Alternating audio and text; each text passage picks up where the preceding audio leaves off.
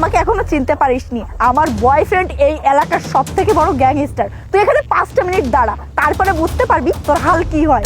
আরে ডাকুন আপনি আপনার গ্যাংস্টার বয়ফ্রেন্ডকে, আমিও দেখতে চাই তার কত ক্ষমতা। আচ্ছা ঠিক আছে, সমস্যা নেই। হ্যাঁ, তুই ব্যাংকে পাঠিয়ে দিলে হয়ে যাবে। এই আমার বাসার ট্যাঙ্কিটা অনেক ময়লা হয়েছে, একটু পরিষ্কার করে দিয়াই তো। সরি আপু, আমি কোনো কাজের লোক নই যে আমি আপনার বাড়ির কাজটা করে দিব। আসলে আমি আমার জমিতে কাজ করে তারপর এখানে এসে দাঁড়িয়ে আছি। এই তুই তো মাত্রই বললি তুই জমির কাজ করে এসেছিস, তাহলে আমার বাসার কাজটা করে দিয়ে আসলে প্রবলেম কি তোর? আরে আমি আপনাকে বললাম না যে আমি কোনো কাজের লোক না। আচ্ছা ঠিক আছে, আপনার যদি কাজের লোক লাগে আমার কাছে অনেক নাম্বার আছে, আমি তাদেরকে কল দিচ্ছি, আপনি কথা বলে নিন। এই কি বললি তুই? আমি তোর হাতের ওই সস্তা ফোন দিয়ে কথা বলবো? এই দেখ, আমার কাছে 2 লক্ষ টাকা দামের ফোন, আইফোন, সব থেকে দামি ফোন, আর আমি কিনা তোর হাতের ওই 1000 টাকার ফোন দিয়ে কথা বলবো? ম্যাডাম, আমি আপনাকে বললাম না যে আমি কোনো কাজের লোক নই, তারপরেও আপনি কেন এখানে দাঁড়িয়ে এত কথা পেঁচাচ্ছেন? আমি যদি অন্য কাউকে দিয়ে কাজ করাতাম তাহলে আমি তাকে ফোন দিয়ে আসতে বলতাম। আমি যখন বলেছি তোকে দিয়ে কাজ করাবো, তখন আমি তোকে দিয়েই কাজ করাবো। যা, সময় নষ্ট না করে আমার বাসার কাজটা করে দিয়ে আয়। ম্যাডাম, আমি আপনাকে বললাম না যে আমি কোনো কাজের লোক নই। আচ্ছা, তোকে আমি এত করে বলছি, তারপরেও কেন তুই বুঝতে পারছিস না? আমি জানি তোদের মতো ছোট লোকরা টাকা ছাড়া কিছুই বোঝে না। আচ্ছা যাই হোক, তুই যা, আমার বাসার কাজটা করে দিয়ে আয়, আমি তোকে 1000 টাকা দিব। আরে ম্যাডাম, আপনার তো দেখছি টাকার খুবই অহংকার। আরে যারা এসব কাজ করে আপনি তাদেরকে দিয়ে এসব কাজ করান না, আপনি কেন শুধু শুধু আমাকে এসব কাজ করতে বলছেন? আমি অন্য কাউকে দিয়ে কাজ করাবো না, আমি তোকে দিয়েই কাজ করাবো, কারণ আমি এক কথার মানুষ। আমি যেটা বলি আমি সেটাই করি।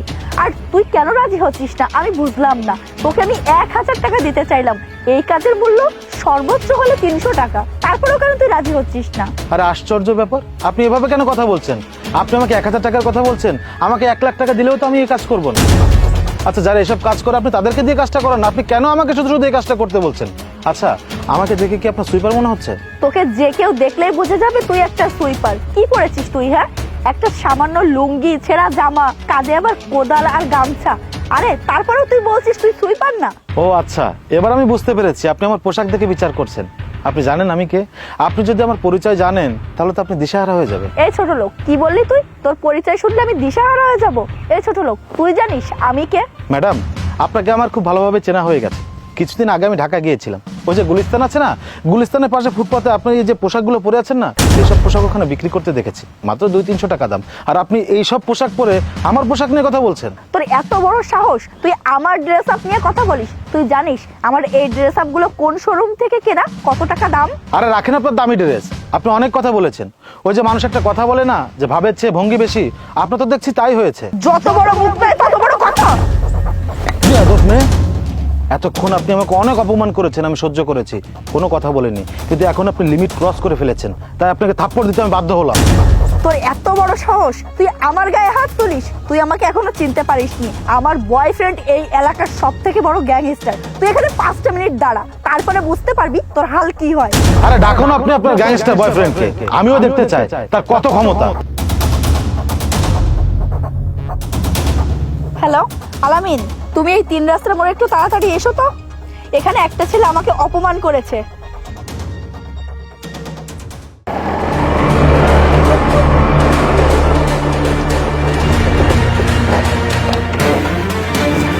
আরে দেবী, কার এত বড় সাহস যে তোমাকে অপমান করেছে? আরে দেখতে পারছো না, এই যে সামনে দাঁড়িয়ে আছে, ও আমাকে অপমান করেছে, আমাকে আমার গায়ে হাত তুলেছে। তুমি এর একটা বিহিত করো।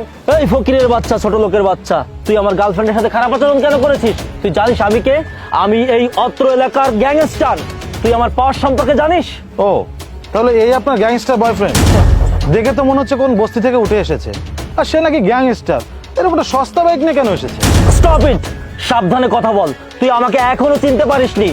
আমার নাম শুনলে এই এলাকার মানুষ এখনো পর্যন্ত ঘর থেকে বের হতে পারে না, আর তুই আমাকে অপমান করে কথা বলছিস? স্যার আসসালামু আলাইকুম। স্যার আপনি এখানে কি করছেন? ওয়ালাইকুম আসসালাম। আমি এখানে কেন সেটা আপনাকে পরে বলছি, কিন্তু আপনি বলুন তো আপনি এখানে কেন? স্যার আমার ডিউটি এই জন্যে, এখানে যারা অকারেন্স করে বা এখানে যারা খারাপ কাজের সাথে জড়িত তাদের খুঁজে বের করা। ও আচ্ছা, দেখুন তো আপনি এই লোকটাকে চিনতে পারেন নাকি? সে নাকি এখানকার বড় গ্যাংস্টার, তার নাকি অনেক ক্ষমতা, তার নাকি অনেক পাওয়ার, তার ভয় নাকি মানুষ ঘর থেকে বের হতে পারে না। আপনি একটা কাজ করুন, তাকে আপনি একটু থানায় নিয়ে যান এবং খুব সুন্দরভাবে রিমান্ড দিবেন এবং তার মুখ থেকে এটা বের করার চেষ্টা করবেন যে সে আরো কি কি করে।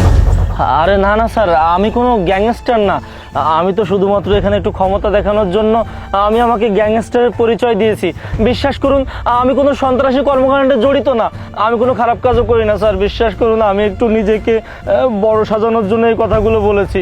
এই চল থানায় চল, তুই কত বড় গ্যাংস্টার সেটা আজকে থানায় নিয়ে গিয়ে দেখবো, চল। না না স্যার, আমি তো আপনাদেরকে বললাম যে আমি সাধারণ একটা ছেলে, আমি কোনো গ্যাংস্টার না, আমি কোনো সন্ত্রাসীও না। দয়া করে আমাকে ক্ষমা করে দিন, আমাকে প্লিজ থানায় নেবেন না। কি ব্যাপার ম্যাডাম, আপনার বয়ফ্রেন্ড নাকি গ্যাংস্টার, তার নাকি অনেক ক্ষমতা, তার নাকি অনেক পাওয়ার, সে আমার খবর করে ছাড়বে, সে নাকি আমাকে দেখে নেবে, তাহলে এখন চুপ হয়ে আছে কেন? ও, আপনি তো দেখছি চুপ হয়ে আছেন, কি হলো কথা বলুন। ওর বিষয়টা আমি পরে দেখছি। এই যে স্যার, আপনি এই গ্রামের কৃষকটাকে কেন স্যার স্যার বলছেন সেটা তো বুঝতে পারলাম না। মাইন্ড ইওর ল্যাঙ্গুয়েজ, ভাষা সংযত করে কথা বলুন। আপনি কাকে তুমি করে কথা বলছেন? আপনি কাকে কামলা কৃষক বলছেন? আপনি জানেন উনি কে? উনি আমাদের থানার নতুন ওসি, আর আপনারা ওনার পোশাক নিয়ে কথা বলছেন। কিন্তু স্যার, আপনি এখানে এই অবস্থায় কেন? আমি তো কিছুই বুঝতে পারছি না। আসলে অফিসার হয়েছে কি, আমার কাছে ইনফরমেশন আছে এই এলাকায় নাকি অনেক অকারেন্স হচ্ছে, এই এলাকায় নাকি অনেক সন্ত্রাসী কার্যকলাপ হচ্ছে।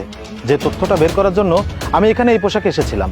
আর এই ম্যাডাম আমাকে এই পোশাকে দেখে আমার সাথে অনেক খারাপ ব্যবহার করেছে।